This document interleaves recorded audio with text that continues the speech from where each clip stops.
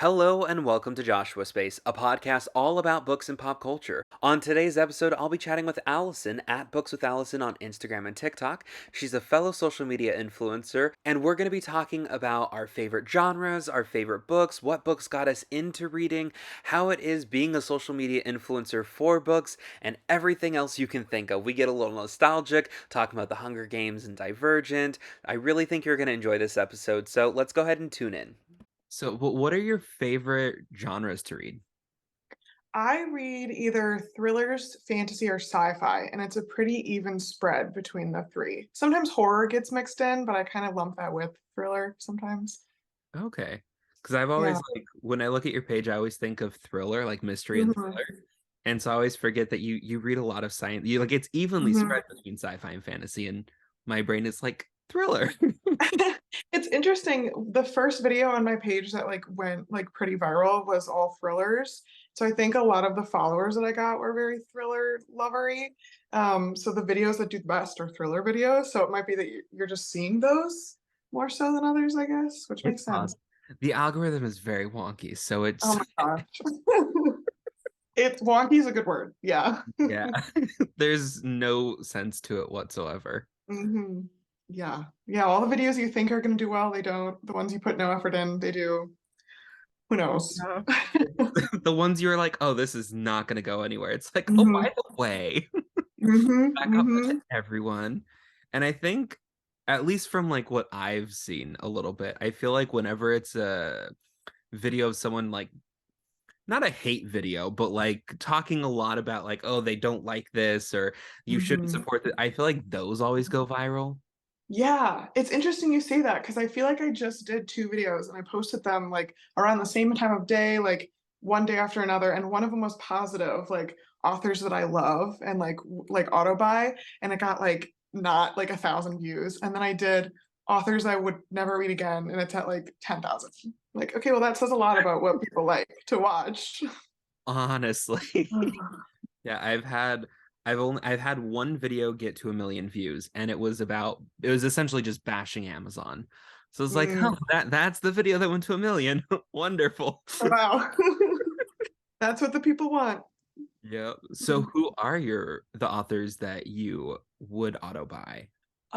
Definitely. Well, okay. Octavia Butler is my favorite author, but she's not alive anymore, so like I don't know if that would count as an auto buy. Um, I think anything that Blake Crouch writes, I'm gonna buy it. Wait, Um, did you read Recursion? Wait. Upgrade. The newest Upgrade, one. the new one. I Yes. was a little disappointed. It wasn't as good as I was hoping, but I'm still gonna give him a chance in the future. Because I feel like there's such like fun, like there's not a lot of like sci-fi thriller crossover, and I would say that that's kind of what he is. And he does it usually so well that I gotta keep buying. I Yeah. can't stop. Yeah, I don't know. It's hard to think of auto buy authors though, because I feel like a lot of my favorite authors have like one that I'm like, that wasn't great. Yeah. I don't Do you know. Are there any authors that you've bought like all of their books, but you either haven't read any of their books, but or you've only read one of them? Oh, so many. I have so many, like all of the like fantasy trilogies that everyone loves. I own all of them, but I haven't So like happy I'm not alone. JC. Yeah, Bear and the Nightingale. I own it. Haven't even opened it. Like the majority of my TBR shelf is authors that I own all of them and haven't read any. So Same. hopefully we like them. And if we don't, it's gonna. Yeah.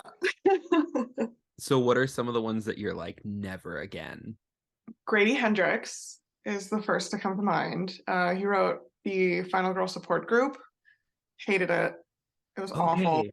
Good. Okay, I think I saw your video because you posted a video Mhm, about it, right? Okay. Because mhm. I bought that book when I was in London last year. And Okay. someone at the bookstore was like, oh, this is because I don't read a lot of thriller. And it's like, honestly, you're my go-to person for mystery and thriller. That's awesome. So I hope I like, don't lead you astray. really like this. But like once you post that video, I was like, oh no. Yeah. I'm Yeah. very tempted to read it just to see if I get the same vibe or if I'm just gonna pass. I feel like I'll probably end up passing, but I think I'm partially biased as well. Anytime a book has like a therapist in it, Yeah. it changes the way that I see it because I'm a student in like essentially therapy school. And I work as a therapist during the day, like as a student intern. So Oh, like I'm really like fussy about that. And there is a therapist in that book that I won't say anything that would give it away, but yeah. that makes sense. I think because I'm a massage therapist. Hmm. There was a Star Wars book. It's called Canto Bight, and it's essentially a collection of stories. There's like five different stories. They're just kind of random stories, but they all take place on the same Hmm. planet, and it's essentially like the Las Vegas of Star Wars. Uh, Okay. and one of the stories is about a massage therapist, Mhm. and I was like, "Oh no, this is not working." Yeah. Especially because I was listening to the audio, and it was like, "Ooh, release your inner," and I'm like, "No." Nope. Like, it's a Oh, pass for me. mhm. Yeah, I don't know that some therapy books I guess aren't that bad, but now it's like hard to turn that part of your brain off of like that's so inaccurate. Like even though you're reading for fun anyway, but I don't know. Yeah.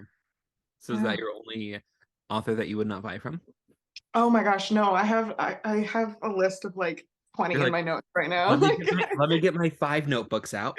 yeah, right. There's just so well, and a lot of it I've learned is like authors that get a lot of hype on Book Talk that maybe write in genres that I don't typically read, but Mm, because they have so much hype, I'm like, oh, I want to know what it's all about, and yeah. I'll read it, and it's just like it doesn't hit with me, not because it's the author's fault, but because it's not a genre that I like. Yeah. Um, I'm thinking right now of like Akwaeke Emeze, who everyone loves and she wrote Pet and The Death of Vivek OG, like a lot of really popular like contemporary style books. And I read one and then DNF'd one, and just like she's a great writer, but it's not the genre for me. So Yeah. yeah. I feel like that's the hard, but like I'm realizing there's some books that I read where I'm like, this is a good book. It just was not for me. Hmm. Like in its genre, like it's inherently a good book, Hmm. but it's more the genre just doesn't vibe well with me as much as like science fiction would. Hmm. So it's yeah. Yeah. It's hard to go from like, especially if you're used to historical fiction, or oh my gosh, not historical fiction. That's the opposite. I mean that's It's fun hard to too. go hard to go from sci-fi and fantasy to any other genre, I think, because you get so spoiled with the like there's aspects of it that like aren't real. And then Yeah. you go to one that's set in the real world and it's so hard to like hold my attention because it like the options are less, like it's not as limitless. Yeah. So I don't know. We're spoiled with the sci-fi and fantasy. They really are. So Hmm. out of circling back for a sec for Blake Crouch, Hmm. out of his works, which is your favorite? Ooh, okay. I haven't read all of them. I've read the main popular three, and then I read the first book in the Pines trilogy. And I didn't know that it was a trilogy at the time, so I'm hoping to circle back to them. Um, I want to say Dark Matter is my favorite because it was the first one that I read. So like it really sparked that love. But also, I'll be honest, I read it like 4 years ago, maybe like right when it came out. So my memory of it's kind of foggy. Like recursion, I can remember a little bit better. So I don't know. One of those two. Yeah. I think same. I have not read his other. So I only let's see, because you've talked about Blake Crouch several times on your Mhm. page, right? So I Mhm. want Yes. to say you were probably the reason I picked up. I think it was you were like I saw your video Oh. and I had thought like I either had owned the Dark Matter or it was like I think I had already owned it, but I was not on my radar. And so I Hmm. saw your video. I was like, I'm gonna read it. Holy crap, that book was amazing. Yay! That's And so awesome. but I did not know he had other books. Like I knew Hmm. Recursion, Dark Matter, and the recent upgrade up Hmm. until I want to say 2 months ago. I did not even know he had other books. Hmm. It just Yeah, well, I don't know. I mean, I don't know enough about him to know if this is true or not, but My copies of Pines I thrifted, and I think they were printed on demand. Like when you flip to the back, it has like the location and date and everything, and like it has that like matte cover. So I'm wondering if like he started kind of more independently published and then it picked up. I definitely could be wrong. I feel like I probably am, but It, I know the other one, like same thing. You read Mickey 7 by Edward Ashton, right? I have not. I have not. Oh, I want to. it's so good. So he's another one that has he has other books as well.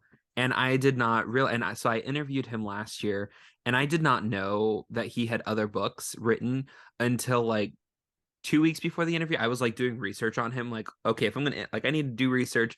And I found out that he had other books. Well, I could not find them anywhere. Like nowhere has them in stock. So when I asked him about it, he said it's print on demand basically, but it's because he switched publishers, so it's an old publisher and they didn't really do well. So then, not they didn't do well, but they didn't continue to sell like an astronomical amount where they were continuing printings and all the bookstores and whatnot. So it became kind of like you have to search for it. Whereas like, other books when they're newly published, they're everywhere. Yeah, that's interesting. And I know like the Pines trilogy just got like new covers and like whole new rebranding and stuff. So I'm wondering if it was the same thing. Maybe they were with a different publisher and then like he got so much success with his other books that they redid the past ones. I don't Yeah. know. I think there's a lot of, at least from what I've seen, there's a lot of people that are independently published that are now getting picked up from Hmm. like big publishing houses, which is really cool, but I have a lot of feelings on that. Hmm. What are the feelings? Share. Well, because I think like especially with TikTok, it's very much about like pushing and finding authors that no one's heard of or independently published authors and BIPOC authors and really like exploding these like books that no one would have heard of or known about. And I feel like no one's gonna feel the same way. But is like when an author is getting traditionally published, in a sense, it's kind of like, okay, we were working towards this versus we wanted Mhm. to be self-published and embrace that. Like, and I know that's Yeah. not necessarily the case, but part of me kind of feels a little bit like that. Not that I'm not happy. I'm super happy for those authors because I think it's Mhm. amazing. They're selling more books, like their dreams are coming true, and I think that's the best thing in the world. And a lot of it's because of TikTok, which is great. But Mhm. Yeah. No, I think that's a good point. If I understood you correctly, you're kind of talking about these independently published authors being picked up then by like a big five publisher creates this idea that that should always be the end goal and that like independently published authors like are secretly hoping to not have to do that anymore, which I feel like I mean I have no experience with publishing. Like I could never write a book. oh, I'm not I capable of don't that. either. But like I feel like I have so many, and I've been trying really hard to support indie authors more, whether that be like reading them, promoting them, buying them, or even just following them. There are a lot of them that like seem as though like they're very content with being independently published. I think that's so cool that like because it gives them so much more control, and at least from the way that I see it. But like I said, I don't know anything about that process. All of my opinions are solely based off of what I've seen. Like Yeah, I know right. nothing about these Yeah, I have confidence for nothing. Like honestly. So what's the most recent book that you read? I just finished about an hour before we were filming this, A Day of Fallen Night, the prequel to A Of the Priory of the Orange Orange. Tree? Yeah. Yeah, I got an arc of it. So the goal is to have it done before it comes out, and it comes out on Tuesday. So I did Hey! it barely, but we made it. You did. Um That's awesome. yeah, it was thick. It was like almost 900 pages. So So is it bigger than the first one? yeah, I think lengthwise, yeah, it is a little bit longer. But I have a theory that they make them thicker than Oh, like for it's sure. not. Like they use thick paper on purpose. Like that's not that long compared to some other books. So Yeah, I mean, if you go on the shelf, I saw someone do that TikTok a few months mhm. ago, and they showed Prior the Orange Tree and like a Brandon Sanderson and like a few books that are around 1,000 pages, and some of them are like Mhm. that big, and some are half the size, Yeah. and it's just Yeah. fascinating. Yeah, I did it with oh my gosh, what was it? To Sleep in a Sea of Stars, like the sci-fi one. And like that book is like 200 pages longer or something than maybe it's not that much, but it's longer than Priory and it's like half the size. Yeah. Some marketing tactic at play. Did you read To Sleep in the Sea of Stars? I did. What are your thoughts on? I haven't read it yet, but I'm Um, debating at the moment. I ended up switching to audio just because it was dragging a lot. And I haven't read any of his other stuff. But I ended up posting a review talking about how I thought it could have been like half the size. Like the content was like not there. Like it just felt very like fluff at points. Yeah. I think I gave it like 3 stars, so like very down the middle. Um, and it seemed like people agreed that that's kind of his writing style, that he gets kind of lengthy with things, which like some people love. I don't know if I can do that. I have a lot of books on my TBR to read books that long. Yeah. So, Every once in a while it's fine, but if it's like mhm, consistently, it's just too much. There, I have two. mhm. Oh, okay, so one of my favorite quotes from a book, it's very ironic because I didn't really care for this book. Um, the book's Nevernight by Jay Kristoff. Okay. The quote is too many books, too few centuries. Yeah.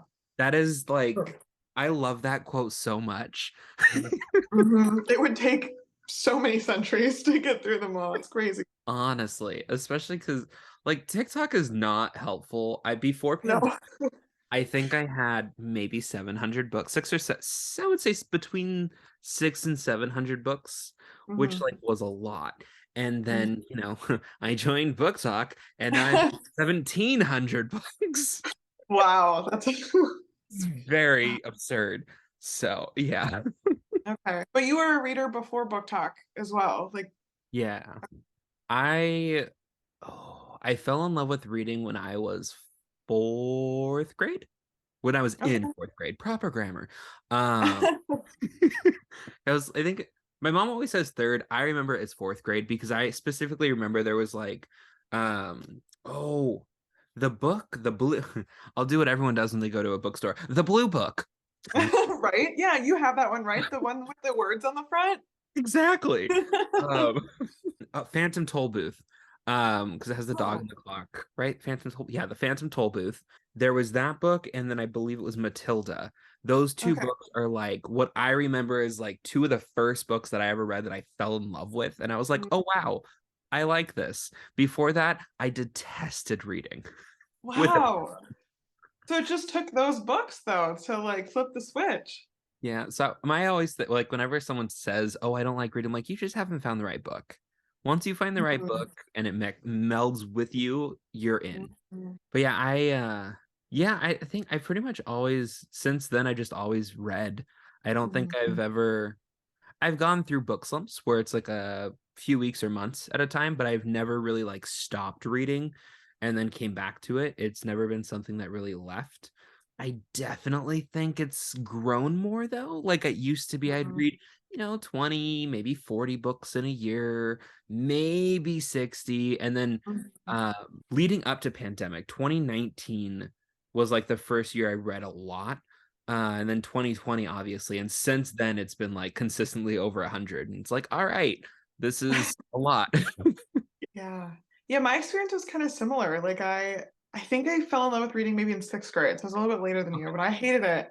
And I remember the book specifically. It was the Trill series, and it was like Switched, Torn, and something else. And it's like very much, I went back and read it like a few years ago to see if the magic was still there, and like I did not like it as an adult. So it was very much, Yeah. for 6th grade Allison. But I got it for Christmas, like the box set. And I like locked myself away like during like Christmas break and just like read them like back to back to back in like a few days. And then ever since I've been a reader. But it's interesting because like, and I feel like maybe people that don't make videos on TikTok like get the wrong idea about book talkers and how we acquire books. Because before I was creating, I almost only read from the library. Like my bookshelf maybe had like 20 books. Yeah. Um, like going back and watching my first videos, like I barely even had a bookshelf. Um, and now I have a whole wall of them.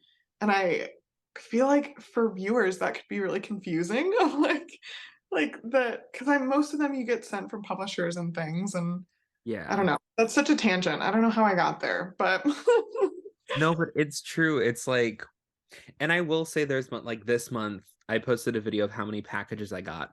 Mhm. Um and like it usually it's like a mixture of like from publishers and authors and like a few books that I bought, but this month was truly just you know, depression hits and you're like, I have no self-control. Add to cart, add to cart, add to cart, add to Yeah. cart. Yeah.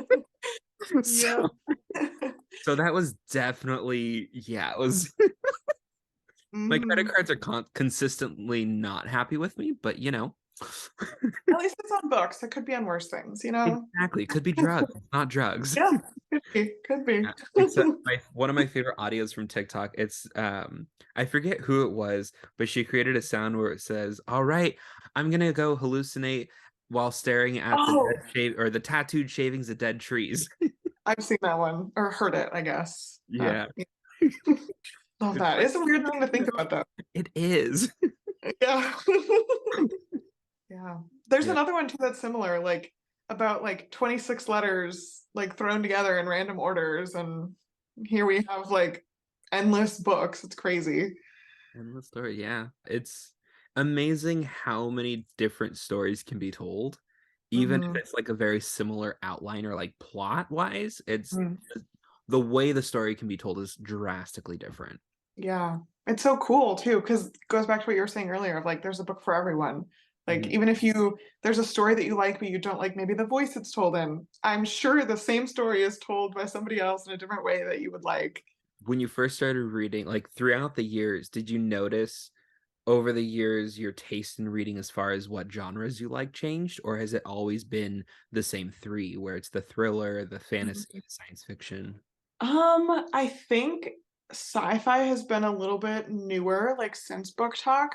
I think I had the idea that sci-fi was very like all had to be like in space and like was confusing and like I do like sci-fi books that take place in space, but I feel like my taste in sci-fi is more like I always say it's like Black Mirror-y, like weird scenarios, like Speculative or like fiction or speculative yeah, yeah, speculative and like yeah, I don't know the terms of things.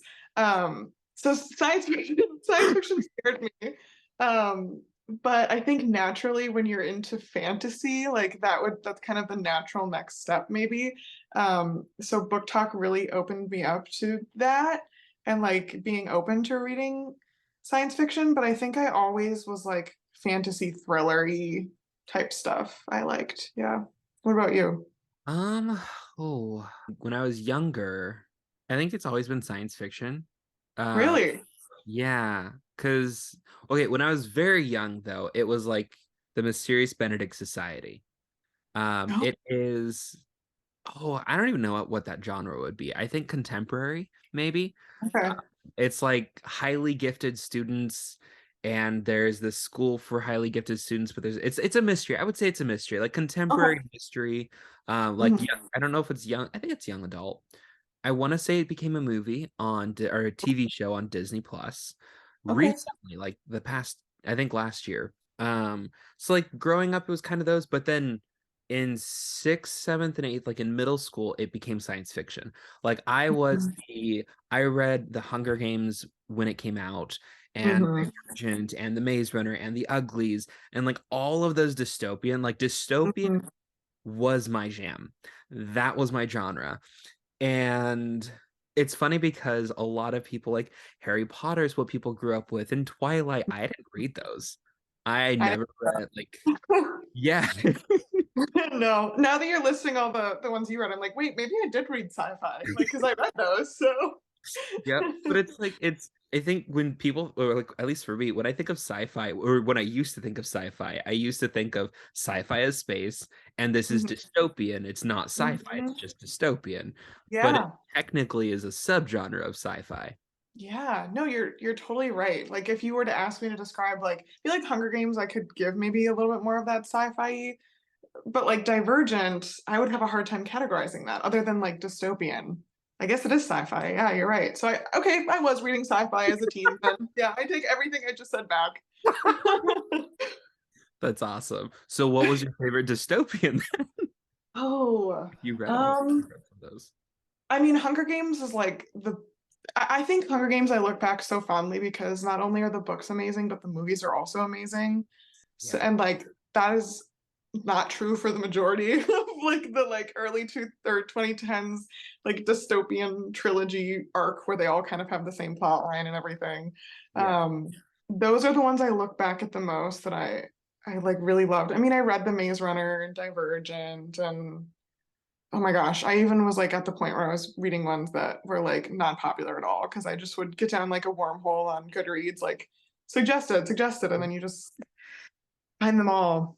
But Hunger Games is such a basic answer, but it's so good. I mean, I'm still on PETA Talk to this day. I still get like little edits of PETA. So Did you read the new one, the prequel? I didn't. I didn't. I'm scared to do that because I went back and read like that first trilogy that I read growing up and loved. Like Yeah. I'm almost scared because I haven't read the Hunger Games since I was like 15 or whatever. Yeah. Like, are they gonna be as good? And like I think that they will, but what if they're not? Like I'd rather just keep the perfect image that I have and like Yeah, I could see. I've been thinking about that too, because it's like part of me wants to go reread some of these books, mm-hmm, and part of me is like, you sure about that? mm-hmm, So, mm-hmm. because like I read it so in December of last year, it was like my mission to read 1 million books because I was behind on my Goodreads goal. So I read like 56 books, which is Oh absurd. my gosh. Yeah, that's crazy. Most of them were short though. And so one of them I picked up, it was called The Crank Palace. And I randomly found it, did not know it existed. It was a novella from the Maze Runner series. Oh, And so I interesting. was like, oh, this sounds good. So I read it was pretty good. Like it was nice because I felt like it kind of wet my feet a little bit back into Mhm, that world. And it was like within that time frame, like within the in between books a little bit. So I got to mhm. revisit the characters and I was like, oh, I remember this. I remember liking The Maze Runner too. Oh, I think I saw the first movie and then like I by the time they were coming out, I was like kind of older than that genre was not interesting to me anymore. yeah. So I can't comment on how good the movie adaptations were, I but want to say they weren't quite as good. I think out of like all of the dystopian, at least in my opinion, I think The Hunger Games is just number one when it comes yeah. to like the dystopian from our childhood. Mhm. Divergent, the first one was good. I'm I can already tell by your face that I'm gonna fully agree with everything you're about to say because we don't talk about that last book. We just pretend Oh, it didn't it happen. just went did you see the movies? Um, I think that I was reading them like as the movies were coming out, Okay. and I like had read the third book and like knew how it ended and was like, I'm not watching. Like, I'm protesting this. We're not doing this. I love when books get turned into movies, but we're kind of at the point where like what percentage of movies in the theaters are based on books? Like there's so many now that I can't keep up and it just Like everything. it's they're all movies now. Do you prefer movies or TV shows when it comes to book adaptations?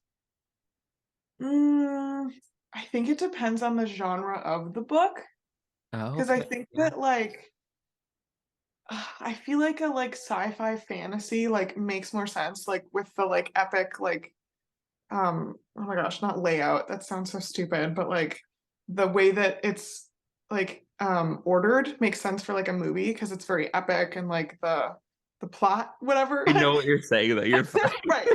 You get me.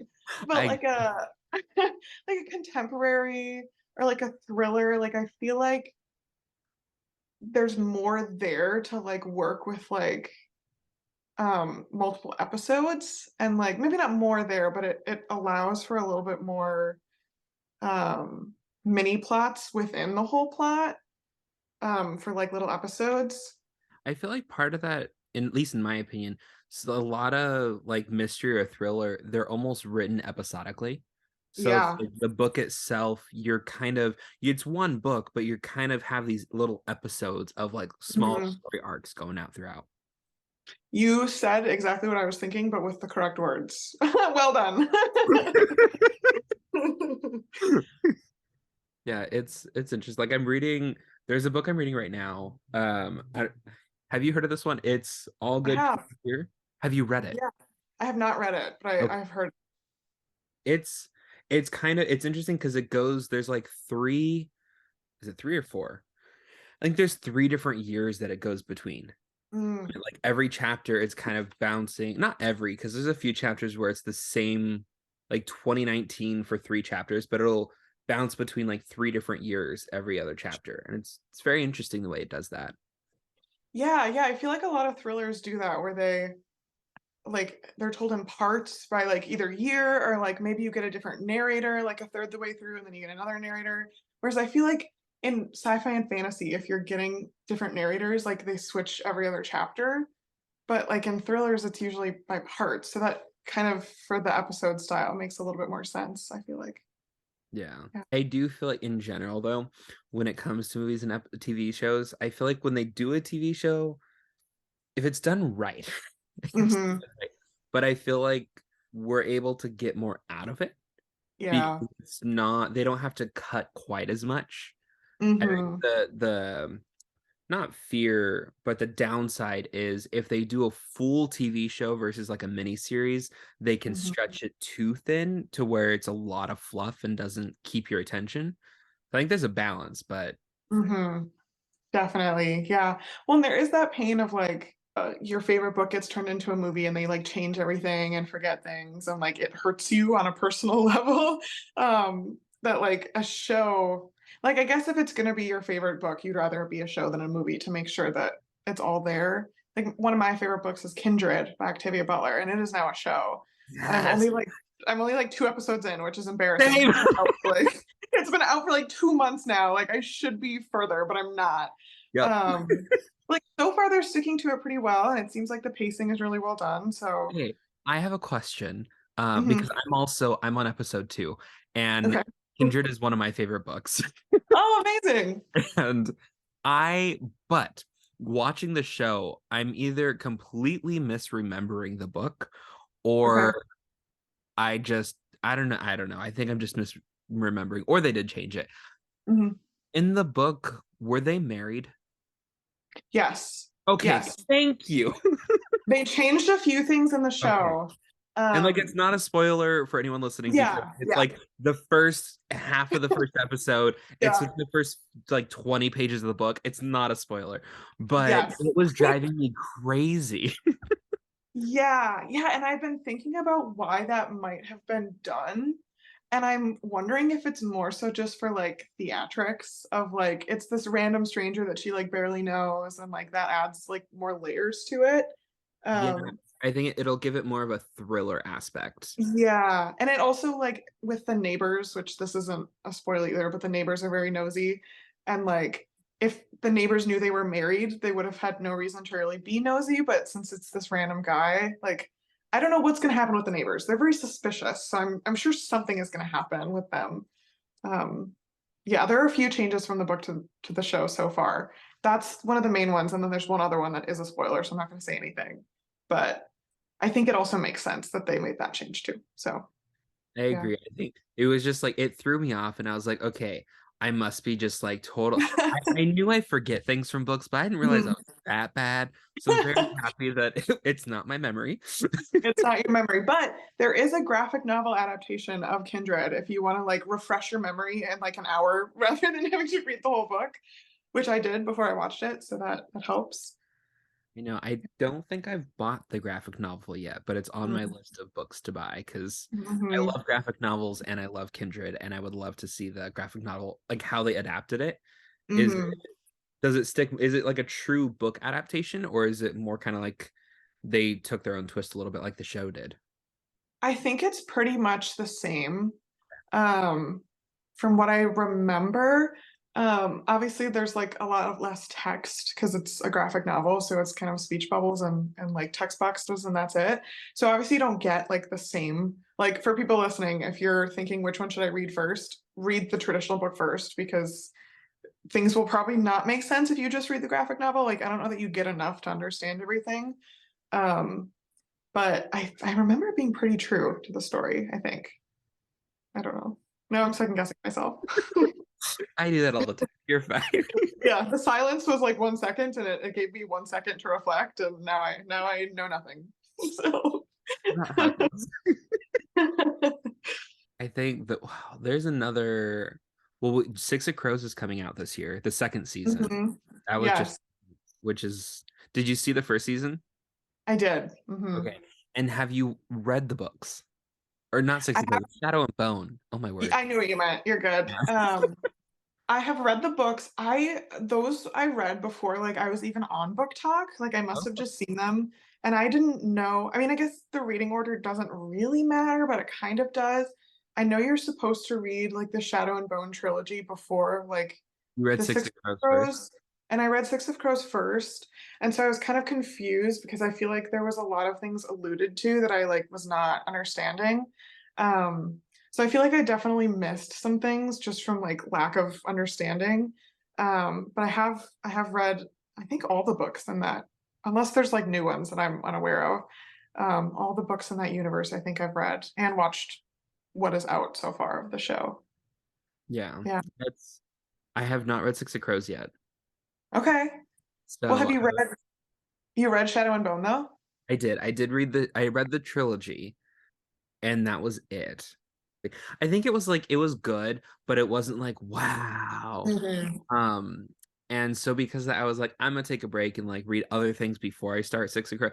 And I've heard a lot of people say that Six of Crows is a lot better, which makes sense because Shadow and Bone was her first book, Hmm. from my understanding. The authors grow as they write, especially as they continue, Hmm. especially if you're doing like all of her books are in one world. So if you're doing that, you have Hmm. to really know your stuff with continuously putting things out. But I have yet to go back. And then I know in season one, a lot of the characters from Six of Crows, or like the whole cast of Six of Crows, was in Shadow and Bone. And I was like, Yes. I feel like I need to reach Six of Crows first, but I'm gonna watch it. I don't even I don't remember everything perfectly, but I think that now it's me second guessing myself again. But like the timelines of the two books don't match up. So the fact that in the show they do, like they had to alter quite a bit to make that work. And like I don't even remember if anything from Six of Crows is even in Shadow and Bone. Like I think it might just be the characters, but the plot has like nothing to do with it.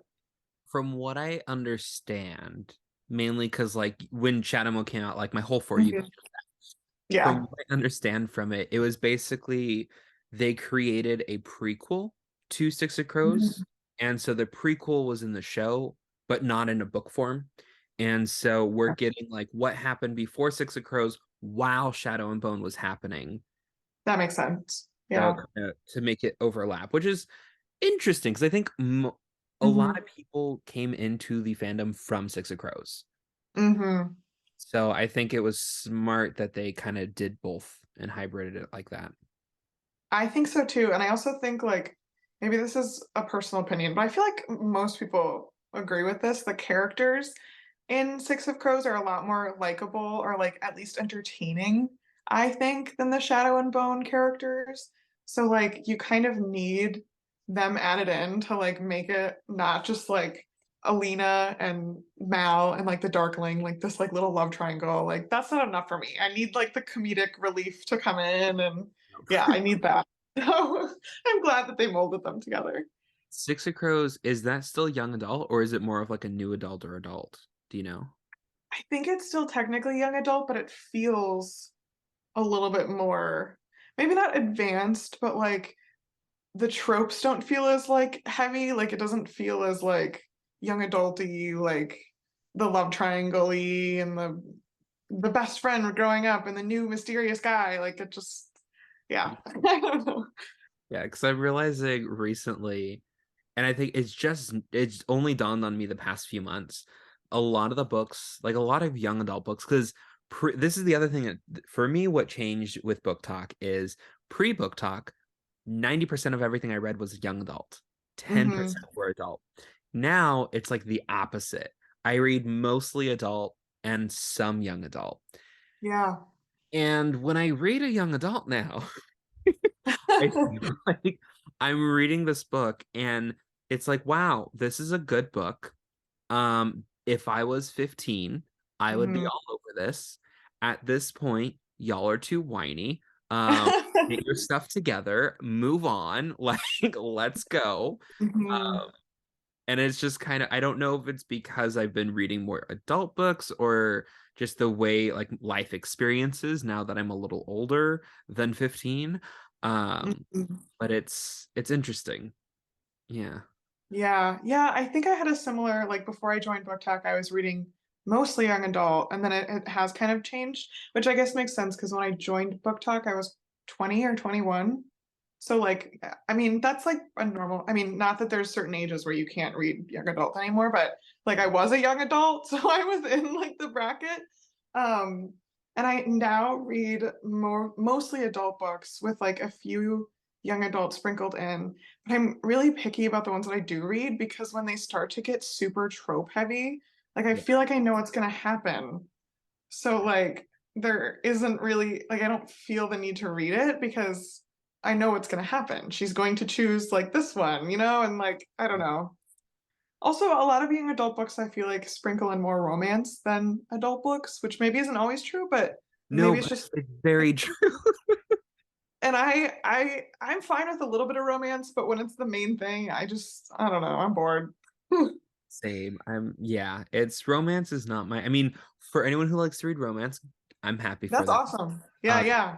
Wonderful. And it is interesting because I feel like it's funny because like for me, I'm very much not a romance. Like I don't like to read Mhm. a ton of romance, but it is technically like the number one genre of the Yeah. book world. But yeah, it's just not for me. And young adult, it tends to kind of focus on love interest, even if Hmm. it's a dystopia. I mean, think of the Hunger Games.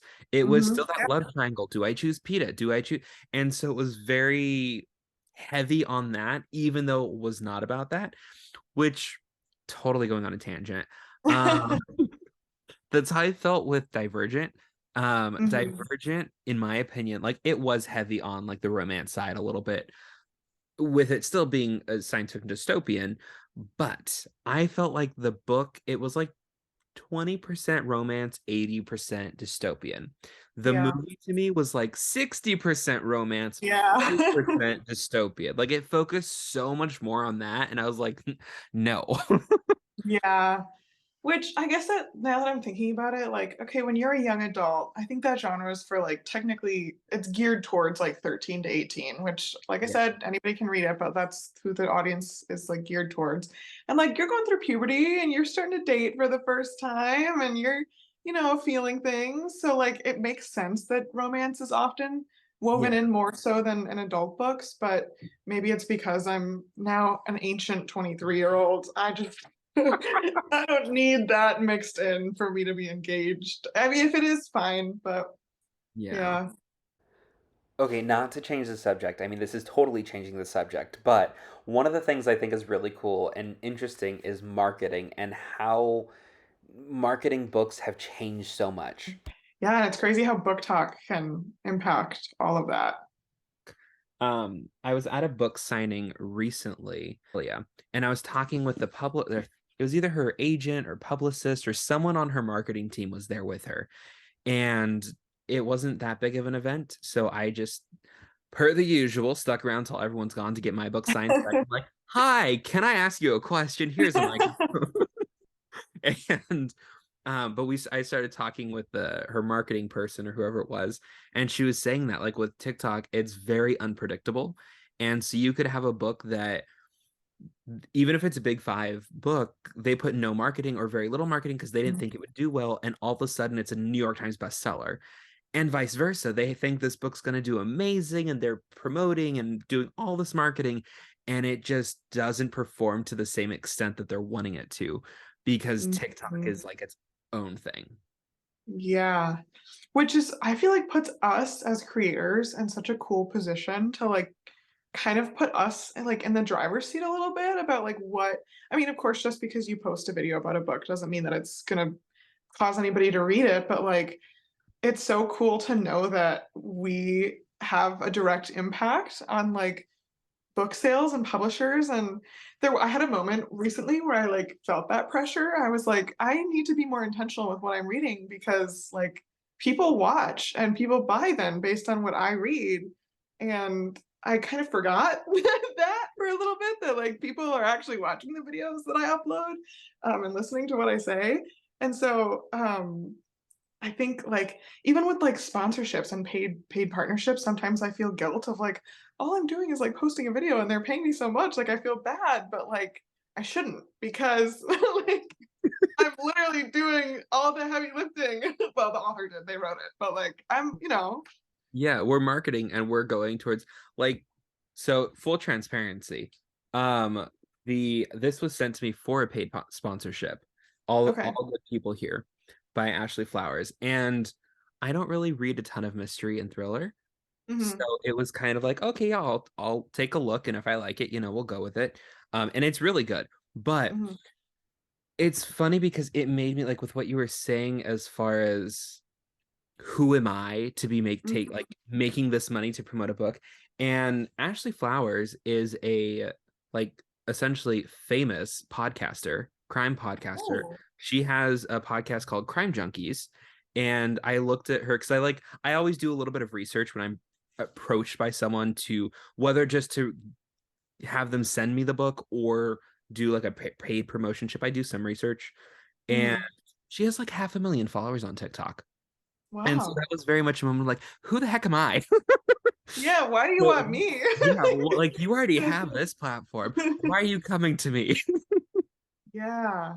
But and I think part of it, like I talked to a couple people in like my personal life about it, and they brought up the point how just because whether like you're looking comparing yourself number wise, like, oh, this person is Mhm. 500,000, you have like 30,000. It's also your audience. So like my Mhm. audience is more diverse reading, like a little bit of everything, obviously Mhm. heavy on science fiction because that's my go-to. Whereas like this author, Ashley Flowers, her audience is already enthralled with crime and mystery. Mhm. And so it's like a different market in a sense. So once Yeah. I'm like, it makes sense, but yeah, it's still a weird thing when someone approaches you to pay you to like read and talk about a book. I know. I know. What And is it's this? crazy. I know. What is the life we live? It's so cool. Honestly. I never would have guessed I would be here. And it's cool too when like, because I mean, really, we are like the experts on our own audience and like our own. Like, I had a brand meeting, and I can't say the brand yet, but I had a meeting a few days ago with a company, and I was like, okay, well, like, what do you want the video to be about? Like, what do you want me to say? Like, what is your checklist? And they basically told me, like, you're the expert. Like, whatever you think your audience wants to hear, and like, of course, that's actually true. Right. Like, do it. We trust you. We know you know what you're doing. And I was like, do I know what I'm doing? Like, that's wow, you're putting a lot of trust into me. But like, I guess it is kind of true that like we got here somehow. So like, just keep doing it, and these brands trust us, and Yeah, very cool. yeah, it is really awesome. And congratulations. That's super Thank exciting. You're working with the you. brand. Thanks. We'll keep our eyes open for the post because, TikTok notoriously is like, Mhm. oh, you're getting paid. Show it to me. Nobody will see it now. Haha. Yeah, which is like, yeah, that's a whole thing. Hmm. But Yeah, it's great. I think it's fun. It's interesting too because everyone's a little bit different on TikTok. I know Hmm. Zoran has talked a little bit about it recently. Hmm. She does not accept books for review anymore, Hmm. unless she has a connection or relationship with an author or someone who's writing a book. She doesn't accept them, so she doesn't want people to reach out to her. Hmm. I found that interesting because I'm still of like, everyone send me anything. Uh, but at the same time, I do feel like I do kind of weed out when I get requests of Hmm. like, is this going to interest me? Is this not going to interest me? Is this a genre? Like I got reached out to by a brand about a week ago for a romance app and was like, I "Hi, think we I got love the same one. your-" They That's clearly did their homework. honestly. And they're like, "We love your TikTok and your bookworm lifestyle." And I was like, then you would know that I don't do romance or I spice. say it a lot, so. Yeah. And so it's like, well, maybe they did. Maybe I'm just judging too hard. So I went to the app and I'm like, I'll get the app just to see if it's like because romance is a broad genre. So you have like Mhm. historical romance or one of my favorite authors, Mary Robinette Kowal. She wrote a book that is essentially Jane Austen meets magic. And so it's a Oh, fantasy romance.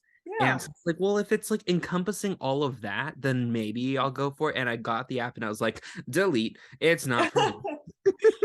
I'm glad you even looked into it because I just deleted the email. I was I like, mean, don't get me wrong, I have not responded yet. I just yeah. did not like, I'm going to say no, obviously, but I was like, Mhm. give him the benefit of the doubt and then just no. Mhm. Yeah. Yeah, I try to be really choosy with the things that I'll say yes to because I Yeah. mean, I'm broke. I'm a student. Like I would love as much income as possible, but like I also don't want to like become an ad. Like I don't want like that's like such a weird thing of like I'm a human, Yeah. but like I don't know. It just makes me feel weird sometimes if it's not something that I genuinely would have talked about on my own.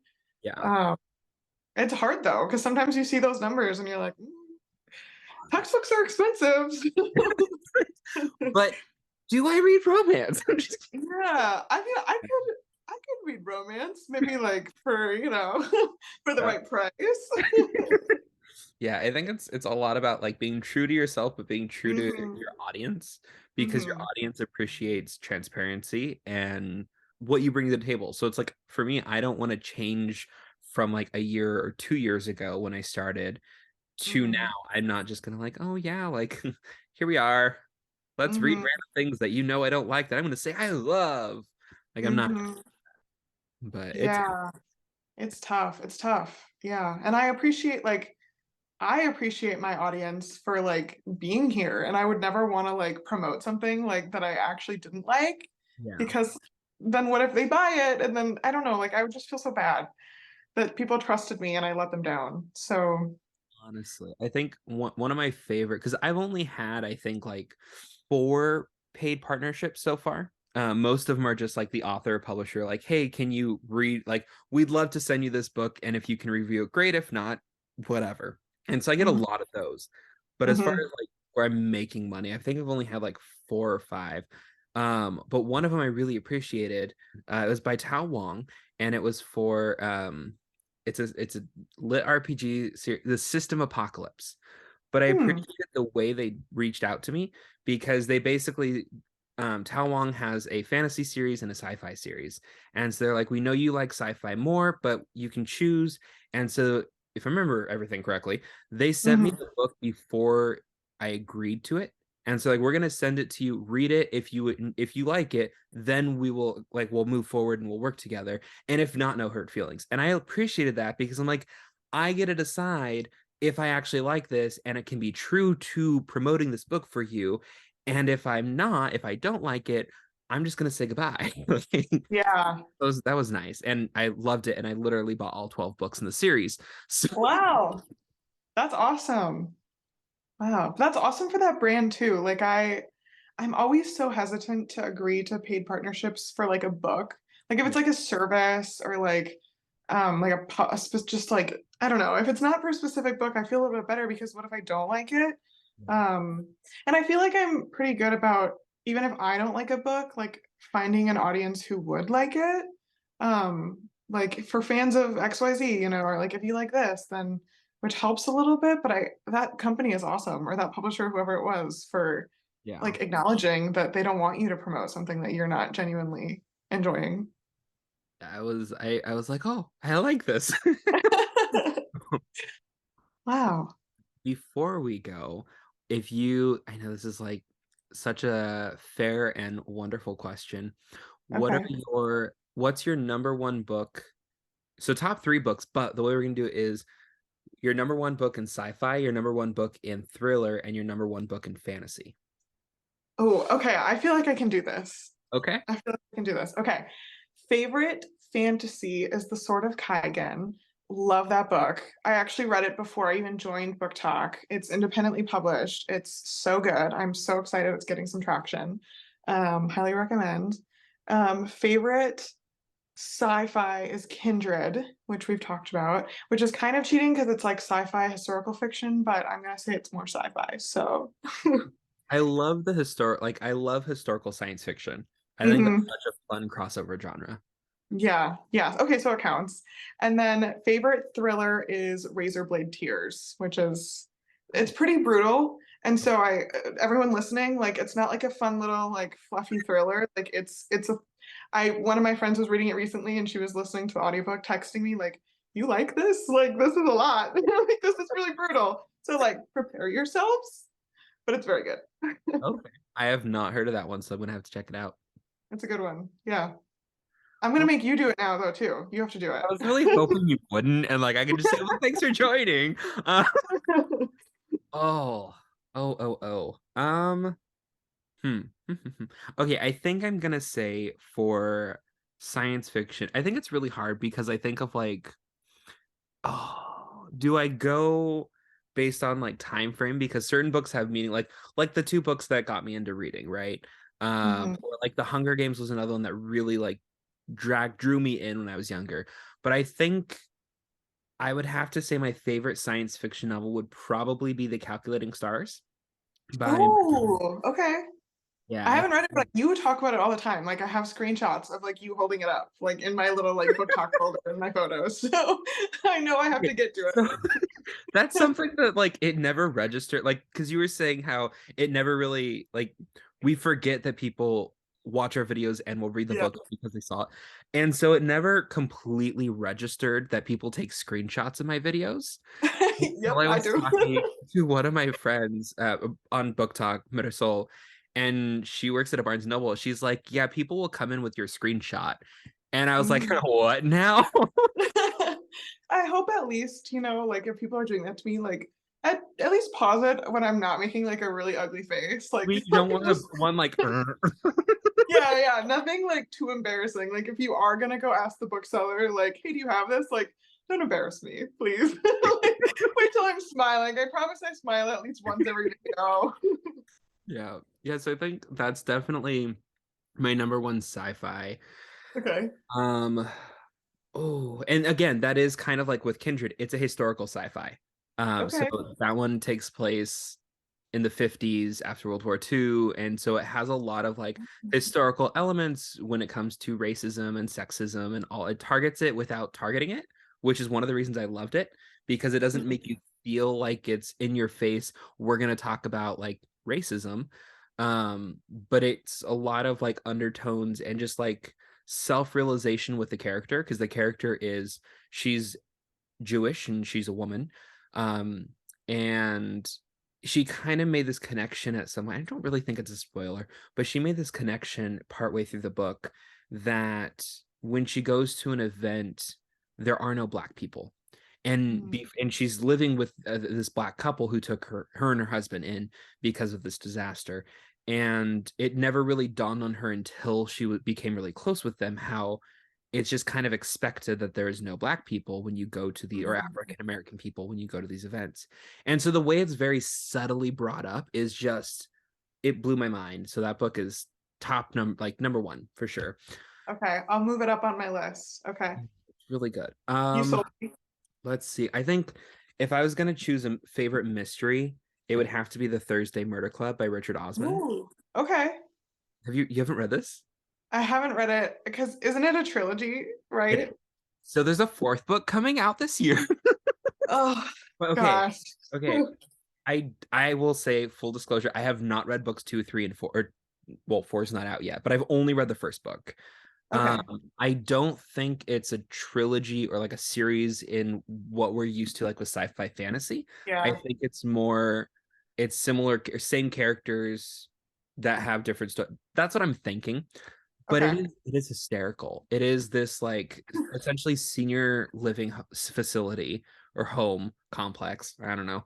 And so it's all these like 60, 70, 80 year olds that just are fascinated with unsolved murder cases. And then someone dies essentially on their doorstep and they just start meddling and everything. And they're like, we're going to figure this out ourselves. We don't care about police. We're going to manipulate the police. Like it is just, it's hysterical. I loved Okay. it. I as long as it doesn't end on like a crazy cliffhanger, It does. so like It to get wraps to up read. pretty nice. Okay, then I'm open to giving it a chance. Okay. Okay, so last one is fantasy. Yes. Oh, see, that's hard because I realized last year that I always say my favorite genre is sci-fi fantasy, when in reality it's just science fiction. I buy a lot of fantasy, and I blame TikTok for that. Oh yeah. And just Oh how yeah. many beautiful additions fantasy covers get versus sci-fi. Mhm. So many Yeah. more. So I'm like, oh, Central Edge, buy it. It's fantasy. I'll read it event. I don't read it. Like it's, oh man, I don't read a ton of fantasy as much as I think I do. But if I had to choose a favorite, um, it's very difficult. I feel like I'm gonna go with like an easy answer and say Brandon Sanderson. Yeah. Um, I think I almost want to say Elantris. Like it's like, have you read Mm. Elantris? I haven't. I've only read Mistborn, like the trilogy. Okay, so I read Mistborn the first book only. Okay. Um, and it was really good. And then I read Elantris. I think I read Elantris first, and Elantris was like, wow. It was definitely a Mhm. slow burn. Like it's a little. I think Mistborn was too, Yeah, um, ish. And kind so of. Okay. yeah, I'm gonna be rereading Mistborn in March, with a friend on TikTok, and so I'm like, after that, I'll know for sure which one I like better. But I think Mhm. Brandon Sanderson, I'm just gonna go blanket name drop Okay. statement instead of a book, because Good answer. Good answer. Yeah. Okay, well, if you read The Sword of Kaigen, you're gonna love it so much that it'll become your favorite fantasy book. You won't even have to like think about it anymore then. it's So, funny. I've been seeing that book a lot on my For You page recently, and mhm. I add it to Goodreads right now before I forget. So it's A Sword of Kaigen. The Sword of Kaigen. Yeah. Sword. Okay. The Okay. author is ML Wang. Yes. And oh wow, it's long. It's 559 pages. It's a thick one. Yeah, but it's very good. And if you need a good cry, it's probably gonna make you cry. Hey. So you said it's independently published? Yes, so I think one of the only places you can get it is Amazon, unfortunately, unless your independent bookstore in your area or something can special order it. But I've been yeah. doing that with Beach Books in Oregon. I Okay. one of the booksellers and I are friends. We met at BookCon back in like 2017. And so Cool. ever since then we're just like, every so often. So I just text her, like Herman Strunagle, he wrote Eclipse. And he sent me an arc and was like, hey, I'd love to send you this. And I was like, yeah, sure. It was fantastic. And so I texted her, I'm like, hey, I want to order the hardcover. So can you order it? Also, by the way, you should add this to your store. Yeah, I need to. There's an independent bookstore within walking distance of where I live, and like I want to go in and be like, listen, here's the list. I'm doing you a favor. Like you want to stock these. Trust Thank me. me later. Yeah, because I Yeah. think independent authors need to be in more bookstores because some of those Hmm. books are just so good. Hmm. My favorite book ever, Sword of Kaigen, and it's independently published. So yeah. It's awesome. Well, I will definitely be adding it to my list and trying to read it sooner than Yay. later. I know how that goes. It's okay if you don't get to it. And hopefully one person listening at least picks it up and gives it a chance. Honestly, hey, one person makes a huge difference. Yeah, all it takes is one. Then I'll feel good about it. Hmm. Well, thank you so much for hopping on and like joining the podcast and chatting and talking about like book talk and books and everything. Yeah, this has been so fun. I loved it. I had a great time.